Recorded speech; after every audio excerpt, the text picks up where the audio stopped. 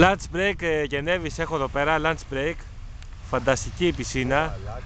Φανταστική πισίνα, έτσι. Ωραία.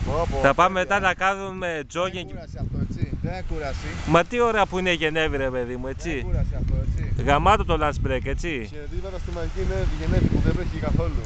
Πολύ υπέροχο το lunch break. Υπέροχο το lunch break. Ωραία. Να μην έχουμε καφέ να πιούμε, ούτε αρκούδα, έτσι, ούτε αρκούδα. Μπράβο. Ούτε καφέ, ούτε αρκούδα. Καταδικασμένη είναι εκεί. Θα πάω να πάρω, μωρέ, από το πειρατικό εκεί πέρα. Από το πειρατικό, μωρέ. Την Αθήνα, τη Μουνάρα, όχι την Ελβετή. Θα δούμε και κανένα hot in εκεί. Και hot inch, ωραία. Για πες κανένα ένιγμα για το Γιαννάκη. Τι να του πω. Από δεν αυτά, έχω βρει ακόμα, κάθε το προβάδος. από αυτά τα τελευταία δεν τα έχει ακούσει. Αυτά που λέγει στη Νέα Σμύρνη. Τι γάμι στην Άσπη, δεν θυμάμαι αργά μόνο. Θα πει πάρα πολλά. Έχω ξεχάσει τώρα. Πες με το αηδόνι, με το αηδόνι πες. Α, το αηδόνι που είναι πολλά κιλά, πώς λέγεται, Γιάννη. Κιλά αηδόνι, έτσι δεν είναι.